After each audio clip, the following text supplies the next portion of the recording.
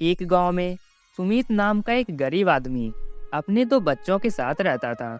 उसके बेटे का नाम विजय और उसकी एक प्यारी बेटी जिनका नाम अंजलि था।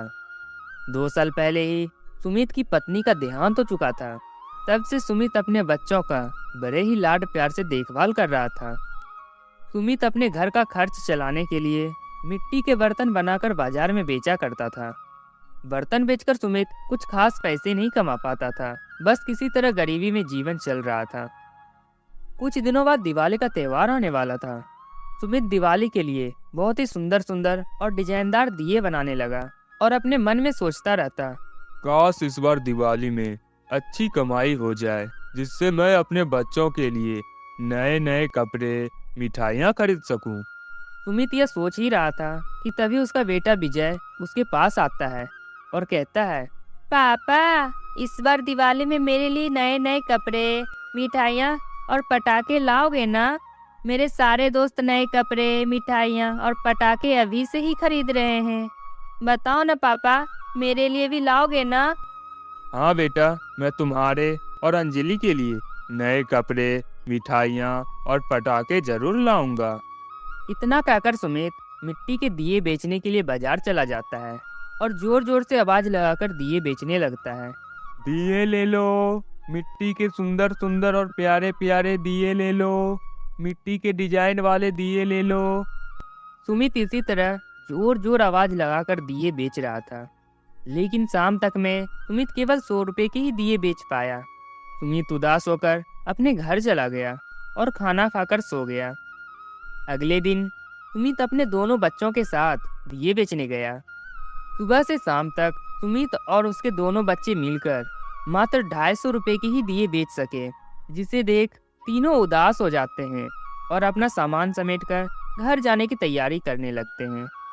उसी समय एक लड़का रौनक उसके पास आता है और पूछता है, क्या हुआ अंकल, आप इतने उदास क्यों हैं? क्या बताऊं बेटा, मैं इतना मेहनत से दिए बनाता हूँ, लेकिन इसे कोई नहीं खरीदता।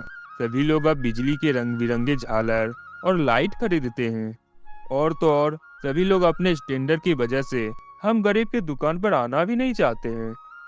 इतना कहकर सुमित अपना सामान समेटने लगता है। उसी वक्त रौनक सुमित के डिजाइनदार दिए का फोटो खींचता है और कुछ वीडियो बनाता है और सुमित से कुछ दिए खरीदकर अपने घर चला जाता है। रौनक घर आकर उस फोटो और वीडियो को फेसबुक पर अपलोड करते हुए #स्वदेशी अपनाओ टाइप करता है और मैसेज में लिखा, संस्कृति और परंपरा को फिर से जगाएं, आओ मिट्टी के दिए से घर को सजाएं, ताकि हर गरीब परिवार हंसी खुशी दिवाली मना सके। चलो इस दिवाली थोड़ी खुशियां बांटे। और साथ ही नीचे सुमित की दुकान का पता डाल दिया। अगले दिन रोज की तरह सुमित अपने दिए बेचने के लिए बाजार चला जाता है। उस दिन रौनक के पोस्ट देखकर सभी लोग सुमित से दिए खरीदने आ जाते हैं। शाम तक सुमित की कमाई बहुत अच्छी हो जाती है, जिसे देख सुमित और उसके दोनों बच्चे बहुत खुश हो जाते हैं। और दिवाली के दिन सुमित और उसके दोनों बच्चे खुशी खुशी दिवाली मनाते हैं और मिठाइयाँ खाते हैं। हर साल दिवाली अपने साथ 3 चीज लेकर आती है। पहली तो स्कूल की छुट्टियाँ, दूसरी कही जाए तो त्योहार का मजा, खाने पीने की चीजें और पटाखे, और तीसरी चीज जो चिंटू और चिंकी की तरह हर बच्चे टालना चाहते हैं, लेकिन बेचारे टाल नहीं पाते, वो है दिवाली से पहले घर की साफ सफाई। एक साल दादी चिंटू और चिंकी को घर की सफाई के बारे में समझाए भी थे, और चिंटू और चिंकी यह बात मानते भी हैं। लेकिन काम करना किसे पसंद है? चिंटू और चिंकी स्कूल से घर आते हुए, चिंकी, अब तो एग्जाम भी खत्म हो गई है और स्कूल की छुट्टियां भी लगने वाली है। इतने उदास क्यों होते हो चिंटू? छुट्टियां लग गई है तो अब मजे ही आएंगे ना। तुम समझी नहीं चिंकी, अब मम्मी घर पे हमसे साफ सफाई करने के लिए बोलेंगी, जो हमें बिल्कुल भी पसंद नहीं। चिंटू, ये गलत बात है। अगर हम दिवाली का त्योहार मनाएंगे तो हमें साफ सफाई करनी जरूरी है ना। चिंटू और चिंकी घर पहुंचे। फिर क्या था, मम्मी और पापा घर की पहले से साफ सफाई कर रहे थे। पूरे घर में हर जगह चीजें बिखरी पड़ी थी, और तो और कई सारी चीजें अपनी जगह पर भी नहीं थी। अरे बाप रे, मम्मी ये घर को क्या हो गया? चिंटू, दिवाली आ रही है ना, हमें साफ सफाई करनी जरूरी है। चलो तुम भी आओ, हमारे साथ हाथ बटाओ। जाओ जल्दी से अपने ड्रेस चेंज करके आओ। चिंकी, तेरा वो झाड़ू तो थमाना। चिंकी तुरंत ही मम्मी को झाड़ू दिया और अपने कमरे में गई और अपनी यूनिफॉर्म चेंज करके साफ सफाई में मदद करने आ गई। लेकिन चिंटू वो अभी भी अपनी ही जगह पर खड़ा था। बेटा चिंटू, यूनिफॉर्म खराब हो जाएगा, जल्दी से चेंज करके आओ और हमारी मदद करो। ना चाहते हुए भी चिंटू कपड़े बदले और काम में लग गया। चिंकी घर के माले पे चढ़ के सफाई करने लगी और एकदम खुशी से चिल्ला उठी। अरे वाह, ये क्या मिला? मैं कितने दिनों से इसे ढूंढ रही थी, अब ये मेरा हुआ। चिंकी अपने हाथों में पुराने कंचे की गोटी उठाई। नहीं चिंकी, ये मेरा है, मैंने इन्हें खो दिया था, लेकिन ये वहाँ कैसे चला गया? चलो मुझे वापस करो। मैं तो वापस नहीं करने वाली, ये तो मुझे मिला है। देखा चिंटू, चिंकी ने उत्साह के साथ साफ सफाई करने लगी तो उन्हें पुरानी चीज मिल गई। चलो तुम भी जल्दी जल्दी सफाई में लग जाओ, शायद तुम्हें भी कुछ चीज मिल जाए। फिर क्या था, चिंटू और चिंकी में कंपटीशन शुरू हो गया। मुझे नहीं पता था कि घर की सफाई करने में पुरानी चीज यूं ही मिल जाती है, नहीं तो सबसे पहले मैं घर साफ करना शुरू कर देता और मुझे अपना चमकीला कंचा भी नहीं खोना पड़ता। देखा, त्योहार से पहले यूं ही सफाई नहीं करते, कुछ न कुछ खास वजह होती ही है। चिंटू चिंकी, तुम दोनों को एक और वजह मिल गई है, जोरदार तरीके से काम पर लग जाओ अब। चिंटू और चिंकी जोरदार तरीके से घर साफ करने में लग गए। मम्मी, मुझे धूल साफ करने के लिए झाड़ू दीजिए ना। मेरा हाथ नहीं पहुंच पा रहा। ठीक है चिंकी, तुम वहीं रुको, मैं देती हूँ। मम्मी, ये तो चीटिंग कर रही है ना, आप चिंकी की मदद नहीं कर सकती। चिंकी को कुछ मिल गया तो वो मुझसे शेयर भी नहीं करेगी। क्या बेटा, तुम भी क्या इतने सीरियस हो गए? चिंकी झाड़ू के बिना धूल कैसे साफ कर पाएगी? चिंकी ने चुटकी बजाई क्योंकि चिंकी को कुछ आइडिया आ गया। डोंट वेरी पापा, मुझे पता है मुझे क्या करना है। चिंकी ने साइड में पड़ी लकड़ी उठाई और उसमें कपड़ा बांध लिया, जिससे चिंकी ने बैठे बैठे झटकनी तैयार कर ली। ये देखो, अब मैं इस झटकनी से धूल साफ करूंगी। अरे वाह चिंकी, मैं भी बचपन में इसी तरह कपड़े बांधकर झटकनी बनाया करती थी और धूल साफ किया करती थी, और तुमने भी वही किया। बहुत खूब। चिंकी अपने काम में लग गई। चिंटू जो अलमारी साफ कर रहा था, उसमें उसकी पुरानी टी शर्ट मिली। ये देखो, ये मेरी टी शर्ट मिल गई, काफी दिनों से ढूंढ रहा था मैं। ये देखो, मुझे मेरी ड्राइंग की बुक मिल गई। बचपन में मैं किस तरह की ड्राइंग निकालती थी, ये देखो मम्मी। चिंकी को भी अपना ड्राइंग बुक मिल गई। चिंकी भी बहुत खुश हो गई। इस तरह मम्मी पापा और चिंटू चिंकी मिलकर पूरा हॉल साफ कर दिया। अब बारी थी किचन की। चलो, हॉल का काम तो खत्म हो गया, अब देखते हैं किचन में क्या मिलता है, और हमें कंपटीशन का विजेता भी तो घोषित करना है। बच्चों के साथ आप भी बच्चे हो गए हैं, लेकिन चलो, साफ सफाई बच्चे मन लगाकर कर रहे हैं, ये देखकर मुझे और भी ज्यादा खुशी हो रही है। जैसे ही पापा ने किचन की साफ सफाई के बारे में बोला, चिंटू और चिंकी किचन की साफ सफाई में टूट पड़े। चिंटू, हमारी क्रिकेट वाली लक्की बॉल गुम गई थी और वो हमें हॉल में तो नहीं मिली, शायद किचन में मिल जाए। हाँ चिंकी, ये बॉल हमारे लिए बहुत लकी थी, लेकिन हमें अभी तक ये बॉल नहीं मिली। काश हमें हमारी बॉल मिल जाए। मम्मी पापा भी चिंटू और चिंकी की मदद करने लगे।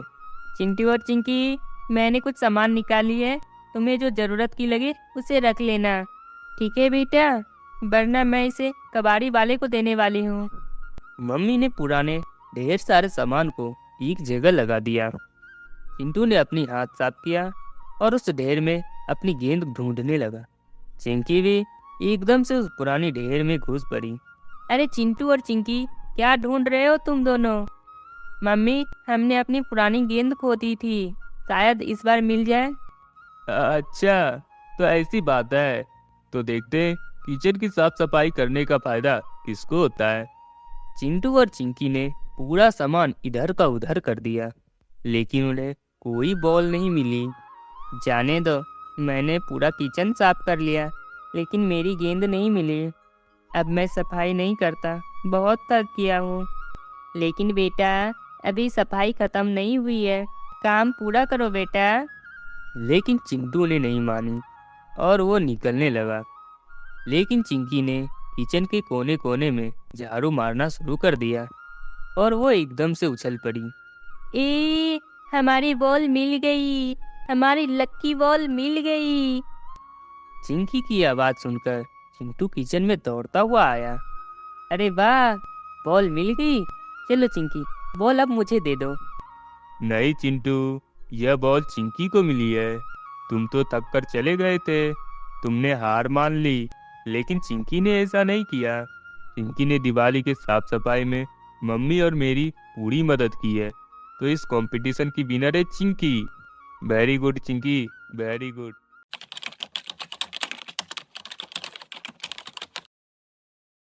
मदनपुर नामक गांव में एक गरीब महिला सीमा अपने 2 बच्चों के साथ रहा करती थी। उनके बेटे का नाम चिन्नू और एक प्यारी सी बेटी जिनका नाम किट्टी था। सीमा मिट्टी के बर्तन बनाने की कला में काफी निपुण थी। वह मिट्टी के बर्तन बेचकर किसी तरह अपने बच्चों को पाल रही थी। किसी तरह गरीबी में दिन कट रहे थे। कुछ दिनों बाद दिवाली का त्यौहार आने वाला था, इसलिए सीमा ने मिट्टी के दिए बनाए थे, जिसे बेचकर अपने बच्चों के साथ उत्साह और उमंग के साथ दिवाली का त्यौहार मना सके। सीमा दिया बनाती और किट्टी उसे बेचने बाजार जाती थी।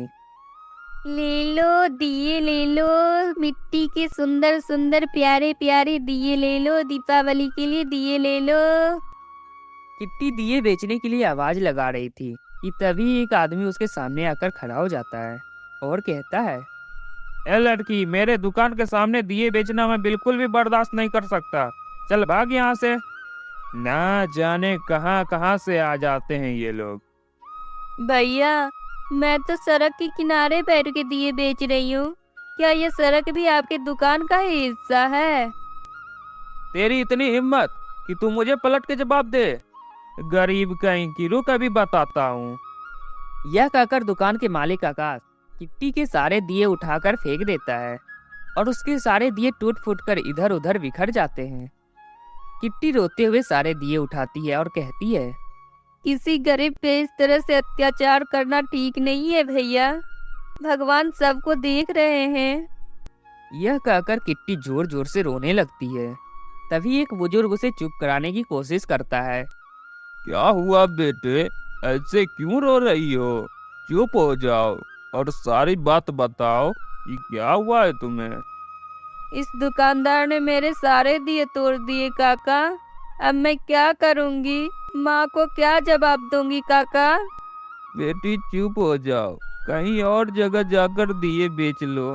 गरीबों को सताने में ना जाने इन पैसे वालों को क्या मजा आता है। हम गरीबों की कोई नहीं सुनता। जा बेटी, कहीं और जाकर दिए बेच ले, भगवान तेरा भला करे।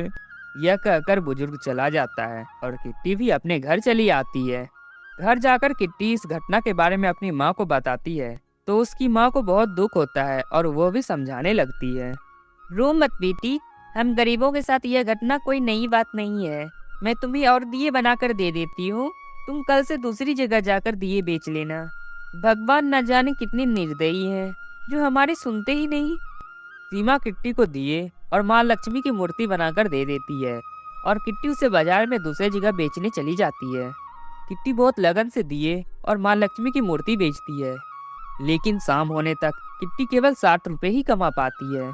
आज शाम तक में तो सिर्फ 60 रुपए ही कमाई हुई है। इससे तो 2 वक्त का खाना भी नहीं होगा, तो हमारी दिवाली कैसे बनेगी? इसी तरह कई दिन बीत जाते हैं, लेकिन किट्टी दिए बेचकर कुछ खास पैसे नहीं कमा पाती। माँ देखो ना, दिवाली आ गई है, लेकिन हमारे दिए दिख ही नहीं रहे हैं। लगता है इस बार हम दिवाली अच्छे से नहीं मना पाएंगे। आज दिए बेचने जा बेटी, क्या पता माँ लक्ष्मी की कृपा से आज सारे दिए बिक जाए और हमारी अच्छी कमाई हो जाए। बस तू कभी हिम्मत मत हार। माँ के समझाने पर किट्टी को कुछ हिम्मत मिलती है और दिए लेकर बाजार में बेचने घर से निकल जाती है। उसी वक्त उसका भाई चिन्नू उसके पास आता है और कहता है, दीदी, आप मेरे लिए मिठाई और पटाखे लेकर आओगी ना? हाँ चिन्नू, मैं तुम्हारे लिए झोले भर के पटाखे और मिठाइयाँ लेकर आऊंगी। तब तो मैं बहुत मस्ती से पटाखे फोड़ूंगा और मिठाइयाँ खाऊंगा। किट्टी को हर वक्त अपना भाई का चेहरा याद आता है, इसलिए किट्टी अपने दिए बेचने के लिए और ज्यादा उत्साह दिखाती है। किट्टी जोर जोर से आवाज लगाने लगती है, दिए ले लो, सुंदर सुंदर दिए ले लो। उसके उत्साह भरे आवाज सुनकर सारे लोग उनसे दिए खरीदने आ जाते हैं। किट्टी आज की कमाई देखकर काफी खुश हो जाती है और वह अपने मन में सोचती है, इस बार मेरे गरीब भाई की तमन्ना पूरी हो जाएगी। उसके लिए मैं इस बार पटाखे और मिठाइयाँ जरूर लेकर जाऊंगी। किट्टी यह सोच ही रही होती है कि अचानक उसके सामने एक दुर्घटना घटती है। एक बच्ची रोड क्रॉस कर रही होती है। तभी किट्टी एक तेज रफ्तार गाड़ी उसकी तरफ आते देखती है। किट्टी उसे बचाने के लिए दौड़ जाती है। इस दौरान बच्ची तो बच जाती है, लेकिन किट्टी का एक्सीडेंट हो जाता है और सभी लोगों ने उस गाड़ी वाले को घेर लेता है। तभी गाड़ी वाला कहता है, अरे भाइयों, ये मेरी गलती नहीं है, ये बच्ची की दौड़ते हुए आने के कारण हुई है। मैं तो इसे बचाने की बहुत कोशिश की। अरे हाँ, हम तो जानते हैं, लेकिन चोट तो तेरी कार से आई है ना, और उसका इलाज तो तेरे को ही कराना होगा ना। हाँ हाँ, मुझसे जो होगा मैं करूँगा। सारे बात हो ही रहे होते हैं कि उस बच्ची के माता पिता वहाँ आ जाते हैं और सारे लोग उस आदमी को सुनाने लगते हैं, अरे कैसे बाप हो यार, तुम्हारे लापरवाही के कारण इस बच्ची को कितने चोट आए हैं। इस दिए बेचने वाले को कितने चोट आए हैं। इसका इलाज का जिम्मा तो तुम्हारा भी बनता है।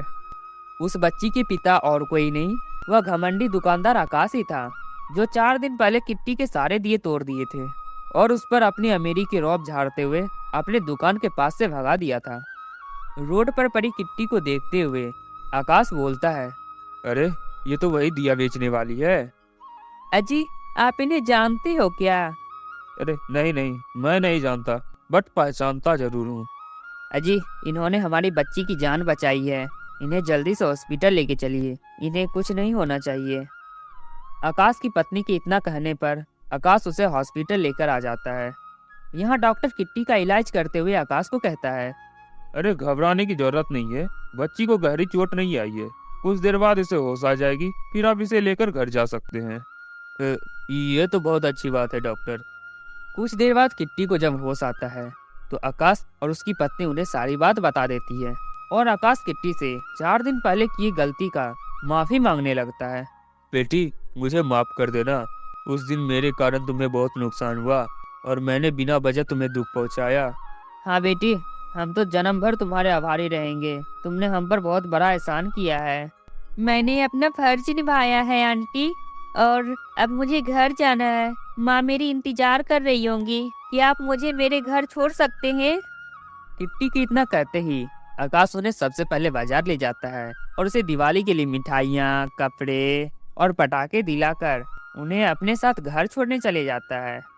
इस तरह गरीब की दिवाली उत्साह और उमंग के साथ तो मनती ही है, साथ ही इस तरह अमीर आकाश और गरीब किट्टी के परिवार के बीच एक प्यारा सा संबंध बन जाता है। टू बी कार्टून चैनल को सब्सक्राइब करने के लिए हृदय की गहराइयों से प्रेम पूर्वक धन्यवाद।